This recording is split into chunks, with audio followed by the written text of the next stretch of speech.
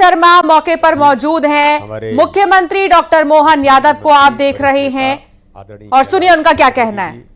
हमारे यहाँ के लोकप्रिय सांसद आदरणीय शंकर ललवानी जी, हमारे जिले के सम्मानीय अध्यक्ष गौरव जी, ग्रामीण के हमारे अध्यक्ष चिंटू वर्मा जी, हमारे मीडिया के प्रभारी, मीडिया के हमारे अन्य लोग भी यहाँ पर उपस्थित हैं, सुदर्शन गुप्ता जी और हमारे चावड़ा जी और सभी उपस्थित मेरे पत्रकार मित्रों, आप सबका बहुत स्वागत है।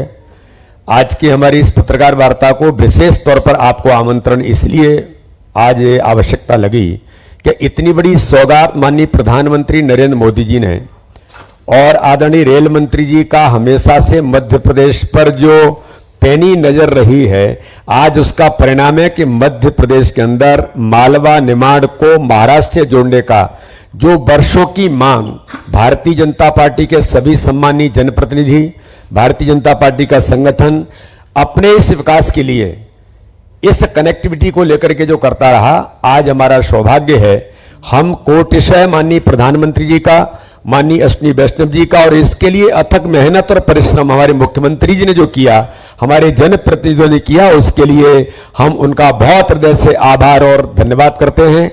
आज मैं इस अवसर पर एक बात जरूर कहूंगा, ये 18,000 करोड़ की ये परियोजना, रेल की परियोजना जो मालवा निमाड़ और महाराष्ट्र को जोड़ेगी और इसके बारे में माननीय मुख्यमंत्री जी आपको डिटेल्स इसका आपको अपने बीच में रखेंगे। हमारे रेल मंत्री जी भी इसके बारे में हम अपनी बात को कहेंगे कि ये जो परियोजना है, मैं तो ऐसा मानता हूं कि ये परियोजना केवल रेल पथ नहीं है, मालवा निमाड़ के आदिवासी विकास का पथ है और इसलिए पूरे क्षेत्र में एक नई ऊर्जा के साथ अपने इस क्षेत्र में आदिवासियों का एक नया आर्थिक तौर पर जो विकास की गति इसके माध्यम से मिलेगी इस पूरे क्षेत्र को। और माननीय मुख्यमंत्री जी का जो विजन है कि मालवा निमाड़ से लेकर के इस क्षेत्र को किस रूप में आगे और लेकर के जाना, मैं पुनः एक बार आदरणीय प्रधानमंत्री जी का, आदरणीय रेल मंत्री जी का, आदरणीय मुख्यमंत्री जी का, सबका बहुत हृदय से धन्यवाद करता हूं कि भारतीय जनता पार्टी के कार्यकर्ता जो लगातार मांग, परिश्रम और मेहनत करते रहे, वर्षों पुरानी मांग आज माननीय प्रधानमंत्री जी ने, अश्विनी वैष्णव जी ने जो सौगात मध्य प्रदेश को दी है, पूरे मध्य प्रदेश की जनता, मध्य प्रदेश के भारतीय जनता पार्टी के कार्यकर्ताओं की ओर से मैं उनका बहुत हृदय से आभार और धन्यवाद करता हूं। धन्यवाद माननीय अध्यक्ष जी। वार्ता के अगले क्रम में मैं आग्रह करता हूं मध्य प्रदेश के यशस्वी एवं दूरदर्शी मुख्यमंत्री डॉक्टर मोहन यादव जी से कृपया वार्ता प्रारंभ करें। आज ये ऐतिहासिक दिन है जिसके कारण से हम सब एकत्र आए हैं। यशस्वी रेल मंत्री श्रीमान अश्विनी वैष्णव जी हमारे बीच दिल्ली से जुड़े हैं, हमारे शुभंकर अध्यक्ष माननीय विष्णुदत्त शर्मा जी, माननीय खजुराहो सांसद और भाजपा के प्रदेश अध्यक्ष हैं, यशस्वी मंत्री श्रीमान कैलाश जी विजयवर्गीय, माननीय सांसद शंकर ललवानी जी, इस अवसर पर जुड़े हुए हमारे सभी सम्मानीय वरिष्ठ जन और पत्रकार साथियों, आज का दिन और बीते कल का दिन हम तो ये मान के चलेंगे कि ये मध्य प्रदेश के लिए एक आज़ादी के बाद का सर्वाधिक खुशी देने वाले दिनों में से एक दिन है, जब कल की कैबिनेट और कैबिनेट के माध्यम से जो समाचार आए हैं, ये मान के चलें कि हमारा अपना वो आदिवासी अंचल, जिस अंचल में विकास के लिए जीवन में कभी कोई निमाड़ में बड़वानी, धार, मनमाड़, हम केवल सर्वे के लिए ही पैसे मांगते लेते रहते हर बार सर्वे से। और मैं कई मामलों में पत्रकार साथियों को भी धन्यवाद दूंगा कि आप ये इशू को बनाते रहते थे और ये चलाते रहते थे, लेकिन केवल कागज़ पे चलने वाले सर्वे के बलबूते पर एक बहुत कार्यक्षम एक पूरा क्षेत्र, जिनकी अपनी वहाँ की ऊर्जा, उनकी ताकत, आदिवासी अंचल की अंदर की संभावना बड़े पैमाने पे थी, लेकिन उस पूरे पैमाने पर रेलवे के ट्रैक के अभाव के कारण से कई सालों से, आज़ादी के बाद से एक पलायन का बड़ा क्षेत्र अगर अपने पास था तो ये हमारा ये निमाड़ का अंचल, थोड़ा मालवा का अंचल, धार से लगा हुआ, लेकिन ये जो नई मनमाड़ रेल परियोजना मंजूर जो हुई है इंदौर से मुंबई, इंदौर तो क्या, मैं तो इसको उज्जैन से देखता हूँ, क्योंकि ये उज्जैन से मुंबई तक का रास्ता जोड़ा है। ये त्र्यंबकेश्वर से महाकालेश्वर के बीच का पूरा एक रास्ता है जो अपने 4 ज्योतिर्लिंग तक जोड़ेगा। और एक तरह से ये अभी बदलते दौर में जिस प्रकार का समय बदला है, इस बदले हुए दौर में इस परियोजना का महत्व तो हमारे सबके सामने बोलने से ज़्यादा जब ये हो जाएगा, इसके होने मात्र के करंट से अपने आप एक स्फूर्ति जिस ढंग से जगी है वो हम सबको एक अलग दौर में ले जा रही है। कल्पना करना थोड़ा सा अभी भी ऐसा लगता है कि क्या वाकई 18,500 करोड़ की रेल लाइन कोई एक झटके से ऐसे ही कर सकता है क्या? वाकई लगता है कि 56 इंच के सीने वाले की सरकार है, माननीय नरेंद्र मोदी जी की सरकार है। और ऐसे ही ऊर्जावान हमारे रेल मंत्री की है। जब उनने पिछली बार जब मैं मिला दिल्ली में, उन्होंने कहा था कि हमारे आप ये रेलवे स्टेशन के विकास की, रेलवे स्टेशन के स्टॉल की, या ये तो परंपरागत डबल लाइन करना है, मीटर गेज से ब्रॉड गेज करना है, ये तो करते रहेंगे, आपको नए रेलवे नेटवर्क की बात करना चाहिए। और उन्होंने इतनी अच्छी बात कही माननीय वैष्णव जी ने, उन्होंने कहा कि मध्य प्रदेश में नए रेलवे नेटवर्क खोजना और वो प्रस्तावित करो, उन सबके लिए अपनी सरकार पैसे देगी। और उसमें उन्होंने जो पीछे का मंतव्य छिपा बताया वो और महत्व का, जिसके आधार पर उन्होंने कहा कि मध्य प्रदेश में रेलवे के नेटवर्क से मध्य प्रदेश का तो भला होगा ही, लेकिन मध्य प्रदेश बोलते ही देश का मध्य में है ये, इसलिए उत्तर दक्षिण पूर्व पश्चिम चारों दिशा में अगर हमको जाना है तो मध्य प्रदेश से गुजरना है। तो ऐसे में मध्य प्रदेश के अंदर विकास करने में वो संभावना भी छिपी हुई है जिसके कारण से देश की आवश्यकता है। और ये उदार और ये गंभीर सोच से ही इसी प्रकार के प्रोजेक्ट की सफलता होती। मैं उम्मीद कर रहा हूँ कि खासकर आदिवासियों के लिए आज के इस दौर में ये जो विकास, ये जो रेल का विकास नहीं है, ये हमारे आदिवासियों का विकास है, आदिवासियों के आर्थिक उनकी ज़िंदगी के बदलाव का विकास है। और इसीलिए वो बड़ी संभावना है, जैसे कई बड़ी बड़ी संभावना हमारी माइनिंग से लेकर के मिलेट्स तक, बड़ा मोटा अनाज का पूरा बेल्ट है हमारा, अपना आलू मालवा से निकलने वाला और नासिक से आने वाला प्याज है। ये बड़े पैमाने पे फूड इंडस्ट्रियों के लिए परस्पर आवागमन का है। ऐसे ही लॉजिस्टिक हब बनाने की बहुत बड़ी संभावना का क्षेत्र है।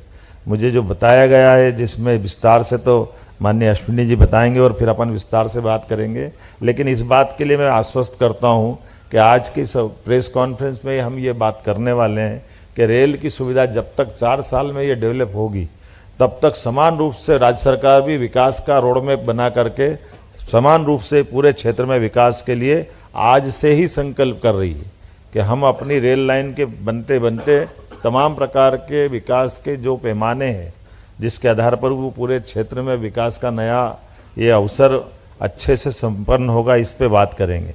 इसलिए इकोनॉमिक कॉरिडोर बनाने की बात हम सोच रहे हैं, आर्थिक प्रगति का एक पूरा रास्ता बनेगा।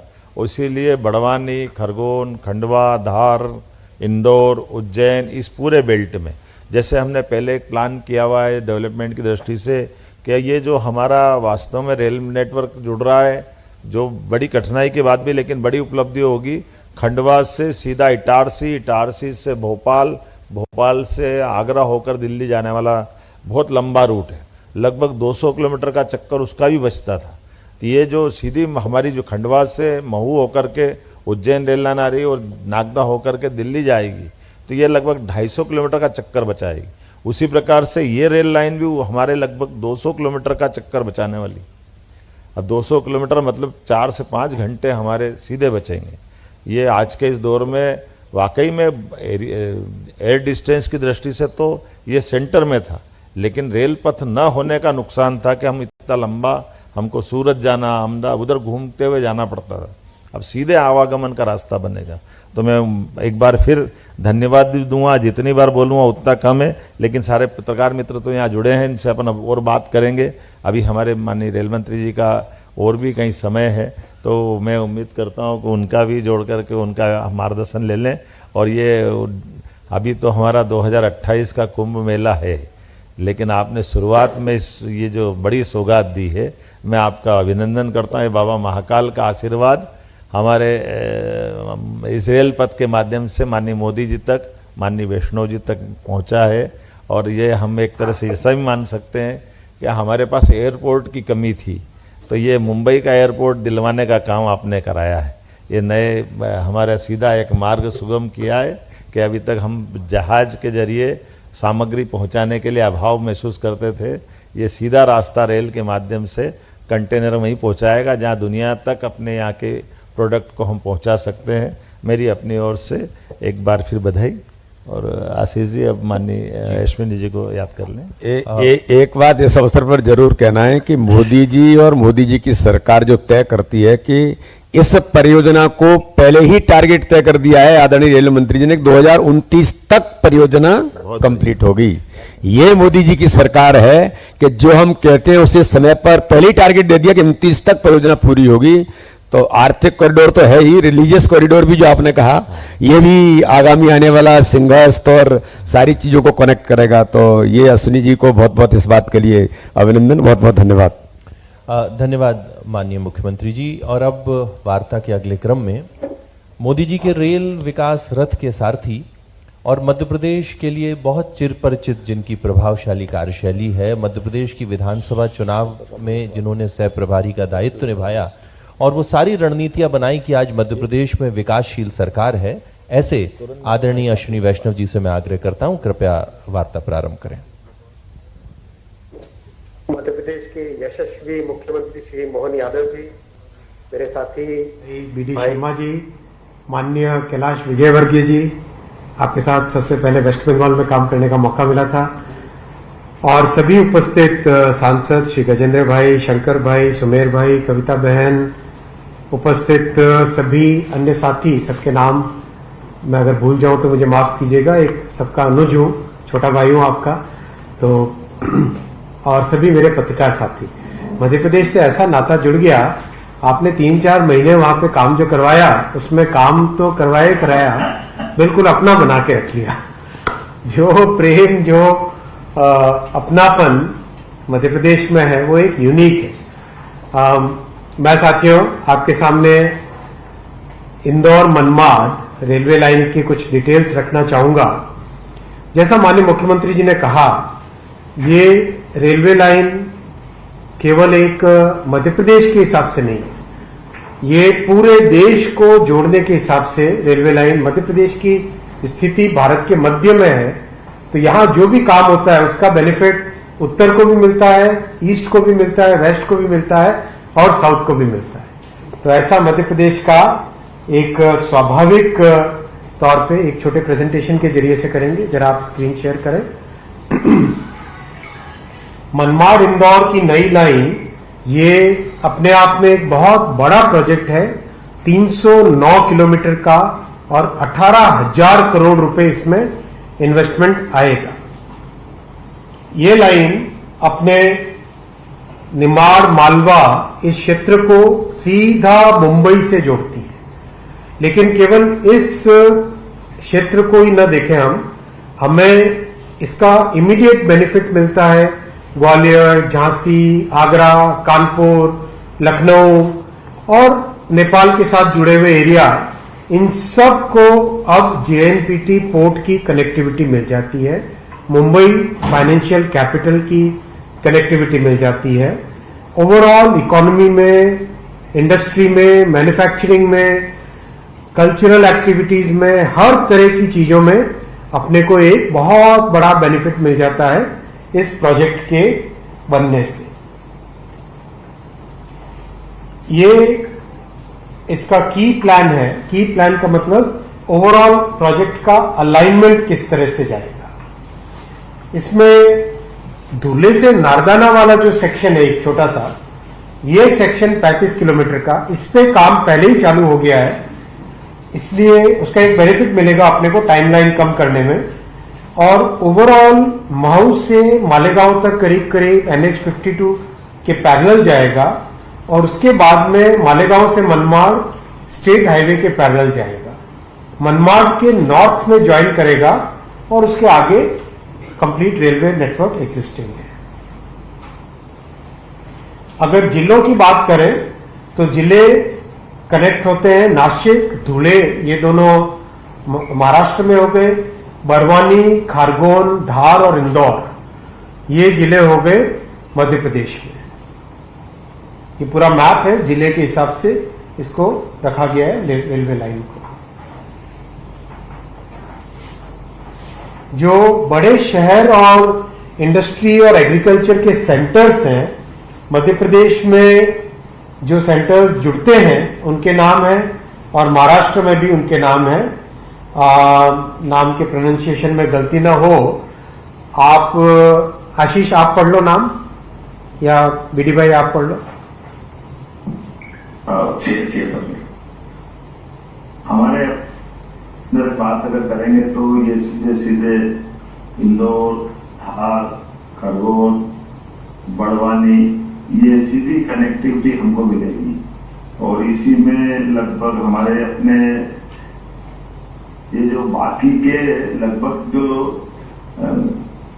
अगर देखा जाए तो ये कनेक्टिविटी के माध्यम से जो लंबी चौड़ी बहुत सारी सुविधा दे रखी, मैं भी सबको हमारे पत्रकार साथियों को अभी इनकी बंटवा तो दूंगा।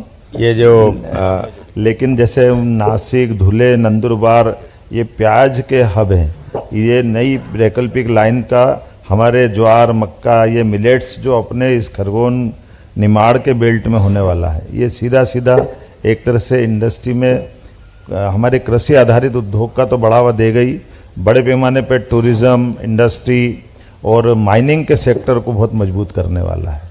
और ये इंदौर में हमारा पीथमपुर का जो औद्योगिक बहुत बड़ा बेल्ट है और ये इकोनॉमिक है, और उसी प्रकार से उज्जैन का मेडिकल डिवाइस पार्क है, ये देश के 4 डिवाइस पार्क में से एक है।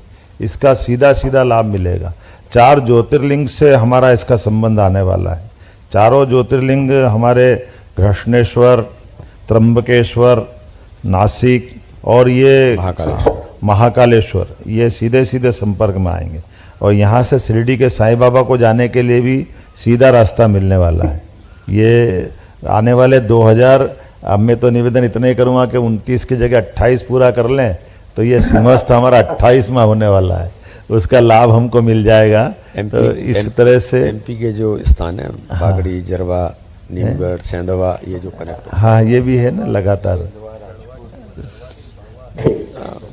ये छोटे छोटे काफ़ी अच्छे स्थान हैं, तो मैं मान के चलता हूँ कि इसका पूरा लाभ, और ये जो हमको बताया गया है कि लगभग आप ही बताएंगे, इसमें इंदौर मनमाड़ रेलवे परियोजना के लाभ से 138 किलोग्राम तो करोड़ किलोग्राम कार्बन डाइऑक्साइड की कमी आएगी, जो 5.5 करोड़ पेड़ लगाने के बराबर है, और 18 crore litre high speed diesel की बचत होगी। ये रेलवे की साइड से जो बताया गया है, एक इंडस्ट्री की संभावना बहुत ज़बरदस्त है। मैं कई क्षेत्रों में कई प्रकार की इसमें संभावनाओं को समेट रहा हूँ, लेकिन आज तो ये पीथमपुर को नई तुरंत बेहतर ढुलाई की और परिवहन की जो व्यवस्था दी है, जो ये बहुत बड़ा लाभ अपने को मिलने वाला है। अभी बोलेंगे, थोड़ा सा आप बताएंगे सही भाषा। जैसा माननीय मुख्यमंत्री जी ने कहा, जो हमारे प्याज के बड़े हब्स हैं महाराष्ट्र में, और कई तरह के फ्रूट्स, कई तरह के वेजिटेबल्स, कॉटन के बड़े हब खारगोन में, धार में, महाराष्ट्र और मध्य प्रदेश दोनों के दोनों प्रदेशों को इसमें बहुत बड़ा बेनिफिट होगा। और पीथमपुर इंडस्ट्रियल एरिया में महिंद्रा, फिर इसके अलावा कॉमर्शियल व्हीकल्स के, फिर स्टील इंडस्ट्रीज हैं, इन सबको सीधी एक्सेस मिलेगी जवाहरलाल नेहरू पोर्ट ट्रस्ट के साथ। बहुत सारे हैंडीक्राफ्ट्स को, सबको इसका बेनिफिट मिलेगा। मध्य प्रदेश में प्रोजेक्ट में काफी एक लंबा टनल वाला पोर्शन आएगा, करीब 17.7 किलोमीटर की टनल्स रहेगी मध्य प्रदेश में, और विंध्य के पहाड़ हैं, नदियां हैं खूब सारी, चंबल नदी में, नर्मदा जी पर, देव पर, गोई नदी पर, इन सब पर भी बड़े ब्रिज इस प्रोजेक्ट में बनेंगे। इस प्रोजेक्ट में एक और चीज का ध्यान रखा गया है कि ग्रामीणों को कम से कम तकलीफ हो, इसलिए ज्यादा से ज्यादा संख्या में फ्लाईओवर और अंडरपास की व्यवस्था इस प्रोजेक्ट के अंदर शुरू से डिजाइन में की गई है। तो जो फ्लाईओवर्स इसमें बनेंगे 35 फ्लाईओवर बनेंगे, अंडरपास 62 के आसपास बनेंगे मध्य प्रदेश में। वैसे ही महाराष्ट्र में भी बड़ी संख्या है, 12 फ्लाईओवर और करीब 79 अंडरपास। और महाराष्ट्र में ब्रिज बनेंगे तापी नदी पे। ओवरऑल बहुत सारे ब्रिजेस, बहुत सारे अंडरपासेस, फ्लाईओवर्स इस प्रोजेक्ट में है और टोटल 21 किलोमीटर की टनल इस प्रोजेक्ट में आएगी। माननीय मुख्यमंत्री जी ने बहुत अच्छा सहयोग किया है रेलवे के प्रोजेक्ट्स में, डेवलपमेंट में, और इसीलिए जमीन, लैंड एक्विजिशन हो, फॉरेस्ट अप्रूवल हो, सबका बहुत अच्छा सहयोग मिल रहा है। उसी सहयोग की कड़ी में इस प्रोजेक्ट में भी आपकी तरफ से एक स्पेशल टास्क फोर्स बन जाए, रेलवे के अधिकारी हो, राज्य के अधिकारी हो, उसमें दोनों साइड के अधिकारी हो, तो मिलके डबल इंजन की सरकार जल्दी से जल्दी ये काम करे। इस प्रोजेक्ट में एक और विशेषता है कि इसकी स्पीड 160 किलोमीटर पर आवर की रखी गई है इस प्रोजेक्ट में। यानी अभी जो बड़े नए कॉरिडोर्स जो भी बन रहे हैं उन सब में 160 kmph की स्पीड रहेगी, तो प्रैक्टिकली जो टाइम है बहुत कम हो जाता है। फिर लंबी गाड़ी चला सके उसके लिए इलेक्ट्रिकल ट्रैक्शन 2x25 kV का रखा है। कवच इसमें शुरू से फिटेड होगा और कई तरह की बेनिफिट्स, ट्रेन में ज्यादा मतलब ज्यादा वजन वाली ट्रेन ले जा सके और ज्यादा स्पीड पे चला सके, उसके लिए स्लीपर डेंसिटी, ट्रेन में जो ट्रेन ट्रैक जो होता है, पटरी होती है, उसका एक अलग पैरामीटर 25 एक्सल टन का लोड, वो सब चीजें ध्यान में रखी गई है। साथ ही साथ नए इंडस्ट्रियल हब बन सके। अभी शुरू में 2 या 3 पॉइंट आइडेंटिफाई किए हैं, 4 पॉइंट आइडेंटिफाई किए हैं, लेकिन ये 4 केवल शुरुआत है। मैं राज्य सरकार से, माननीय मुख्यमंत्री जी से और हमारे सभी सांसद और माननीय मंत्री महोदय से सबसे निवेदन करूंगा, और भी आप इंडस्ट्रियल सेंटर जहां पे बन सकता है उसको आइडेंटिफाई करें। वहां पर हम गति शक्ति कार्गो टर्मिनल बनाएंगे, जिससे